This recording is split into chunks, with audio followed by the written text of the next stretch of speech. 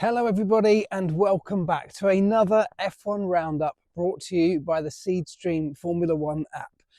And of course this week we are rounding up what was an unbelievably special event. The British Grand Prix is always a treat on the calendar. I was very fortunate enough to be commentating on the event with the BBC and it felt like a real privilege. It always does because it's a special event with special fans. Had some pretty special weather this week as well, but it was also a real special result, I think. I know that if you're not necessarily a Lewis Hamilton fan, you may not think that, but I think from a sporting perspective, from an F1 perspective in general, it was just a great story, wasn't it? The fact that Lewis ended up winning after all that time of not winning, taking his 9th British Grand Prix win, which is an unprecedented level of success at this event.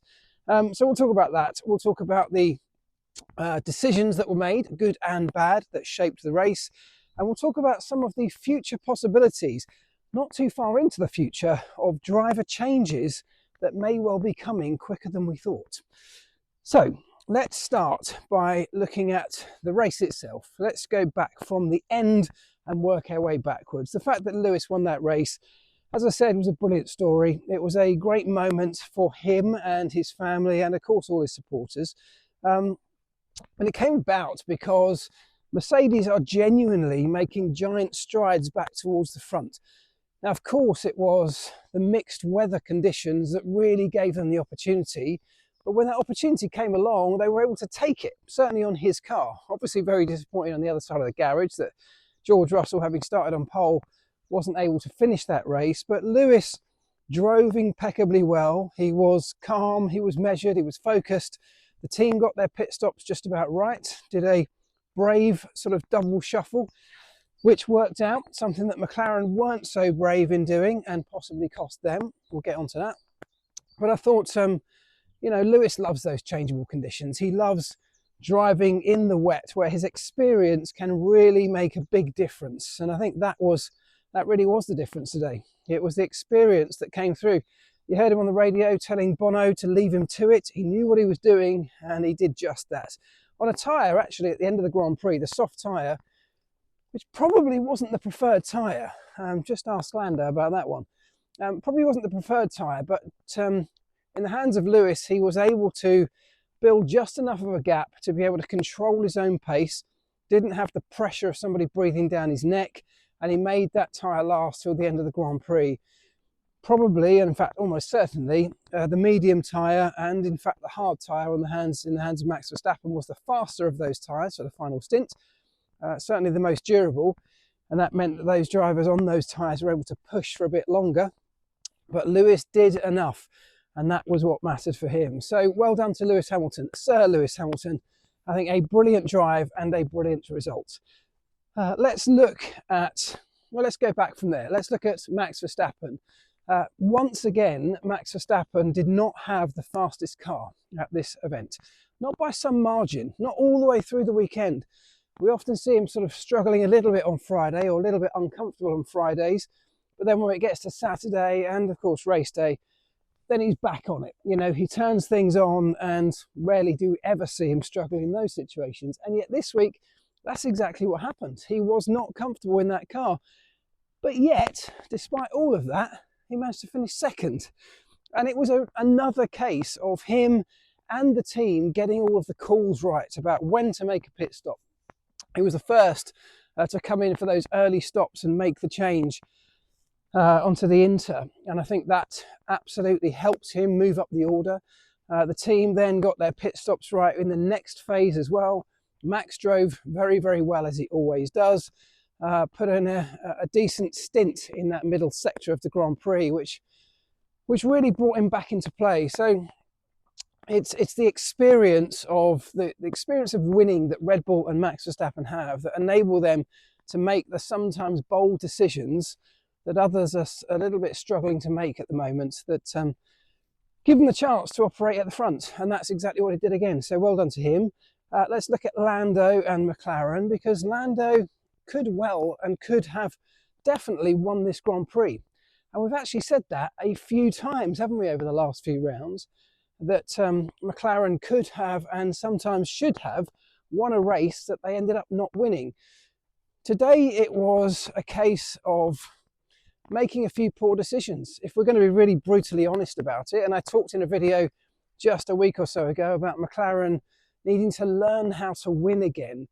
This concept, this idea of your past experience of winning building into the sort of evidence stack in your own minds that gives you confidence to make the tough and difficult decisions. In this Grand Prix, they could and should have double stacked both of their drivers for that first pit stop. They didn't. They left Oscar Piastri out for an extra lap on the dry tyres as it was getting wet, and it cost him. It cost them a position of having two cars operating at the front. And then later on in the race, when they came in for the second stops, Lando came in again a lap later and overshot his marks. He made a poor decision, or got things just a slight misjudgment, let's say. Overshot his marks, cost him a couple of seconds in the pit stops, and it was that brought Max Verstappen back into play and ultimately cost him the chance at the front towards the end of the Grand Prix, together with the fact that in that pit stop they chose the soft tyre. Now, I know Lewis Hamilton won the race on the soft tyre, but it was very clear now, with the benefit of hindsight, and of course everything's a lot clearer with hindsight, that the medium tyre or the hard tyre was the one to be on towards the end. Because actually Lando lost a considerable amount of time, even to his own teammate Oscar Piastri, who did take the medium. He lost a huge chunk of time in that final stint. And actually, so I think with again, with hindsight, had McLaren made a couple of slightly different decisions, they could have had a very different result. But they will learn, and this is the part of that process I was talking about in that recent video. All of this stuff is building into creating what will be a winning team. What will be a team that's capable of winning championships. I have absolutely no doubt. They're on that journey, a journey that Max Verstappen and Red Bull, and of course Lewis Hamilton and Mercedes, have already been on for a long, long time and are well advanced, much further down that line than McLaren.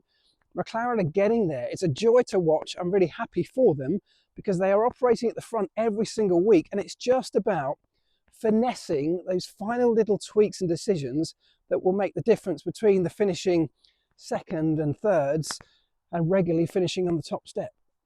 Let's talk about Verstappen's teammate, Sergio Perez, because it was another weekend to absolutely forget for Checo, a weekend coming off the back of a few more weekends to forget, in all honesty.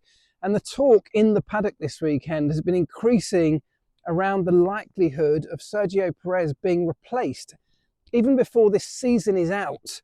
He's only just signed a contract extension, but undoubtedly there will be clauses in that contract which are performance related, which will give Red Bull the opportunity to switch their drivers around. They always talk, Christian Horner always talks about all of the drivers, both at Red Bull and RB. Anyone on a Red Bull contract is just on a generic Red Bull contract, and they can be moved around and shuffled in terms of where they're placed within the Red Bull program. There is a test happening later this week at Silverstone, in which Liam Lawson will drive the current Red Bull car. Now, it's not as a reaction to this weekend's performance by Checo. It's been something that was planned for a while, but it is going to give Red Bull the opportunity to see Liam Lawson in the current machinery, and therefore at a track where they have also just had some data collected, they'll be able to get a reasonable comparison with Liam in that car compared to, for example, Checo. Now, all of the talk up until now has been about the potential of Liam Lawson replacing Daniel Ricciardo in the RB. And that seems like a fairly likely scenario, doesn't it? You can understand it. It seems to make some sense given results and given what the RB team is there to do, which is to eventually hopefully feed the main team. I think we can all safely say Daniel Ricciardo is not likely to be a replacement for the for the Red Bull main team in the future. He's not a young driver coming through. He's not a future Max Verstappen or a Sebastian Vettel. That's what that program's there for. Or is Liam Lawson a future Max Verstappen or Sebastian Vettel? We don't really know. We've seen him in a handful of races when he replaced Daniel Ricciardo last year, but actually Red Bull need to get a better assessment on him. He's much more likely to have the potential to be a a future champion at Red Bull than the likes of Daniel Ricciardo. So all the talk has been, will Liam Lawson end up in the RB in the seat of Daniel Ricciardo? But the irony now is that because of Checo's disastrous run of results, it could actually be Checo that ends up somehow saving Daniel Ricciardo's F1 career, at least for a little bit longer. Because now there is talk of Liam Lawson even replacing Checo, going straight into the main team as quickly as the summer break. If Checo can't back up his results or change his fortunes very quickly, and if Liam Lawson proves to be a decent driver in that car and gives a good impression to the team in this upcoming test. So it could be that Daniel Ricciardo lives to fight another day, and it could be Checo, the first of those drivers to fall.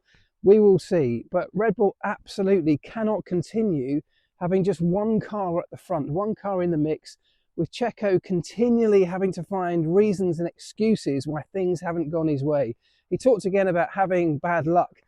I'm sure he is having bad luck, but bad luck comes when you are down, when you've got no confidence, when you don't believe good things are going to happen, when you don't believe in yourself.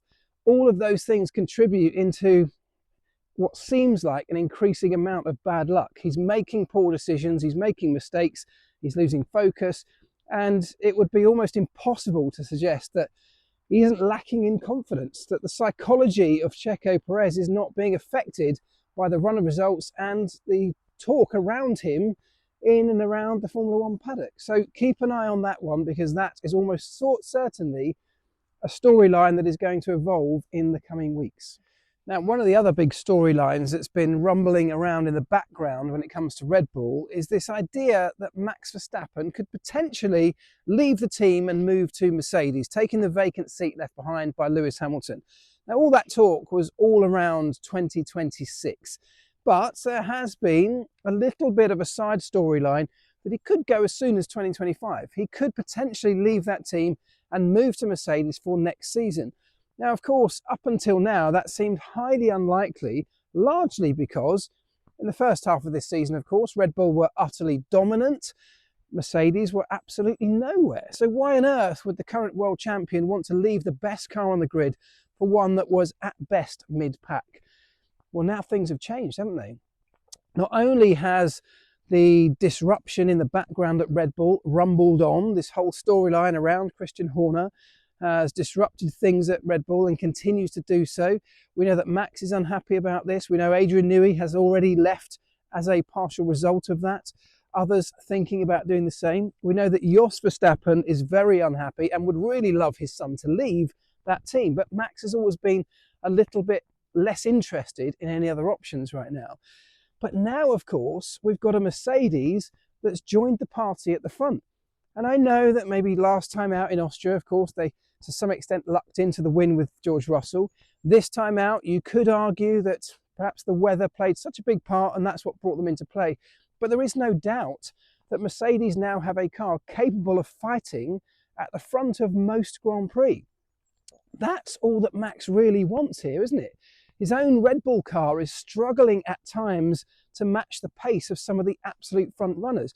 Now, don't get me wrong, he's still got a very, very good car, and we highly expect that Red Bull car to be very good again next year with the same stable regulations continuing. But Mercedes have found a path for their development which opens up a huge number of possibilities for them. They're quite far back down that development path, which means there's still scope for a lot of improvement. And that could become more and more attractive to the likes of Max Verstappen.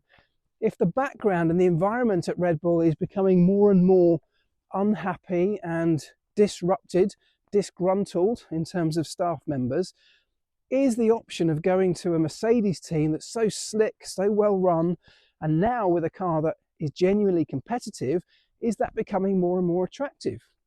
Well, if it does become attractive enough to tempt Max Verstappen away, and he were to leave at the end of 2024 for the 2025 season, it of course makes a lot more sense as to why Carlos Sainz might have been delaying his own decision about where to drive next season too. We've all thought that might have looked a little bit foolish with his options dwindling away as all these drivers start signing the remaining seats. But here's Carlos Sainz being a little bit sensible here and got half an eye on the fact that Max could well go to Mercedes, leaving what will be by far Carlos Sainz's best option open to him again. There is no better driver to take that seat that's available than Carlos Sainz, and for Carlos, there's no better car to be able to drive. Could the stars begin to align for Carlos Sainz if indeed Max Verstappen does make that bold shock move? Only time will tell. We'll keep a very close eye on the story, but these things are definitely shifting. These things are changing in the background. There's an awful lot of movement and goings on up and down the grid with lots of storylines playing out. It's an exciting time in Formula One. I hope you've enjoyed the weekend as well. Congratulations to Sir Lewis Hamilton and the Mercedes team. If you watched it or were there, I hope you loved it. If you listened to us on Radio 5 Live, I hope you enjoyed that too. And if you want to know anything more about Formula One, on all of these storylines and more, don't forget to go and download the Seedstream F1 app. It's absolutely free. You get it from wherever you get your apps from, or via the link in the description of this video. And I don't think you'll be disappointed. Go check it out. Have a great one, guys. See you soon.